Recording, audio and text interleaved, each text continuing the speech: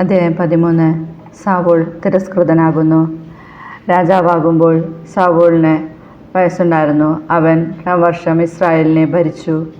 സാവൂൾ ഇസ്രായേലിൽ നിന്ന് 3000 പേരെ തിരഞ്ഞെടുത്തു. 2000 പേർ അവനോടൊത്ത് മിക്മാഷിലും ബഥേൽ മലനാട്ടിലും നിന്നു. 1000 പേർ ജോനാഥനോടുകൂടെ ബെഞ്ചമിൻ്റെ ഗിബെയ ദേശത്തുമായിരുന്നു. ശേഷിച്ചവരെ അവരവരുടെ കൂടാരങ്ങളിലേക്ക് അയച്ചു. ഗേബായിലുള്ള ഫിലിസ്ത്യരുടെ കാവൽ സൈന്യത്തെ ജോനാഥൻ പരാജയപ്പെടുത്തി. ഫിലിസ്ത്യർ അതറിഞ്ഞ് ഹെബ്രായർ കേൾക്കട്ടെ എന്ന് പറഞ്ഞ് സാവൂൾ രാജമൊട്ടക്ക് കാഹളം മുഴക്കി. സാവൂൾ ഫിലിസ്ത്യരുടെ കാവൽഭടന്മാരെ പരാജയപ്പെടുത്തിയെന്നും ഫിലിസ്ത്യർ തങ്ങളെ വെറുക്കുന്നുവെന്നും ഇസ്രായേലിയർ അറിഞ്ഞു. അതിനാൽ അവർ ഗിൽഗാലിൽ സാവൂളിൻ്റെ അടുക്കൽ വന്നുകൂടി. ഫിലിസ്ത്യർ ഇസ്രായേലിനോട് യുദ്ധം ചെയ്യാൻ സൈന്യത്തെ ഒരുമിച്ച് കൂട്ടി.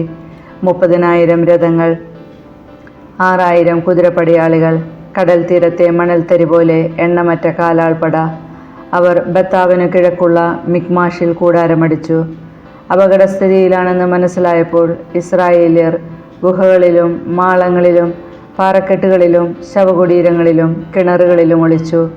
ചിലർ ജോർദാൻ നദി കടന്ന് ഗാദിലും ഗിലെയാദിലുമെത്തി. സാവൂൾ ഗിൽഗാലിൽ തന്നെ ഉണ്ടായിരുന്നു. അനുയായികളാകട്ടെ ഭയചകിതരുമായിരുന്നു.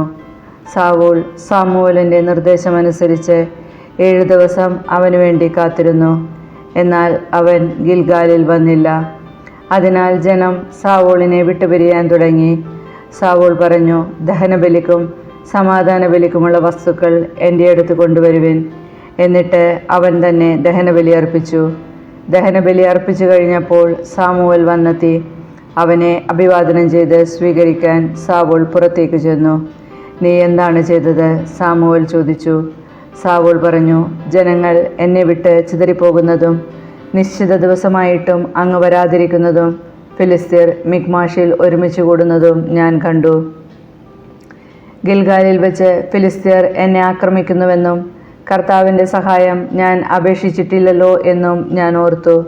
അതിനാൽ ദഹനബലി അർപ്പിക്കാൻ ഞാൻ നിർബന്ധിതനായി. സാമുവേൽ പറഞ്ഞു, നീ വിഡ്ഢിത്തമാണ് ചെയ്തത്. നിന്റെ ദൈവമായ കർത്താവിൻ്റെ കൽപ്പന നീ അനുസരിച്ചില്ല. അനുസരിച്ചിരുന്നെങ്കിൽ അവിടുന്ന് നിന്റെ രാജ്യത്വം ഇസ്രായേലിൽ എന്നേക്കുമായി സ്ഥിരപ്പെടുത്തുമായിരുന്നു. എന്നാൽ നിന്റെ ഭരണം ഇനി ദീർഘിക്കുകയില്ല. കർത്താവിൻ്റെ കൽപ്പനകൾ നീ അനുസരിക്കാകിയാൽ നിന്റെ ഹിതാനുവർത്തിയായ ഒരാളെ അവിടുന്ന് തിരഞ്ഞെടുത്തിട്ടുണ്ട്. ജനത്തിന് രാജാവായിരിക്കാൻ അവിടുന്ന് അവനെ നിയോഗിച്ചു കഴിഞ്ഞു. സാമുവേൽ ഗിൽഗാലിൽ നിന്ന് ബെഞ്ചമിൻ്റെ ഗിബെയയിലേക്ക് പോയി. 600 പേർ മാത്രമേ സാവൂളിനോടുകൂടെ അവശേഷിച്ചിരുന്നുള്ളൂ. സാവൂളും പുത്രൻ ജോനാഥനും ആ ജനങ്ങളും ബെഞ്ചമിൻ ഗേബ ദേശത്ത് പാളയമടിച്ചു.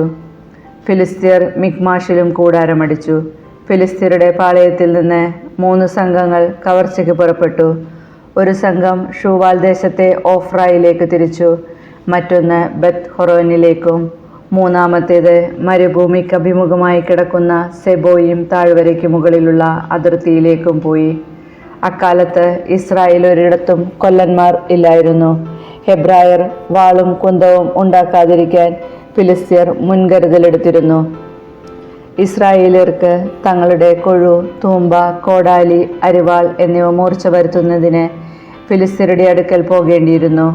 കൊഴുവിനും തൂമ്പായ്ക്കും 2 ഷെക്കലും കോടാലിക്ക് മുടിങ്കോലിനും 1 ഷെക്കലും ആയിരുന്നു നിരക്ക്. യുദ്ധദിവസം സാവൂളിനും പുത്രൻ ജോനാഥനും ഒഴികെ മറ്റാർക്കും വാളോ കുന്തമോ ഉണ്ടായിരുന്നില്ല. ഫിലിസ്ത്യരുടെ കാവൽ സേന മിക്മാഷ് ചുരത്തിലേക്ക് നീങ്ങി.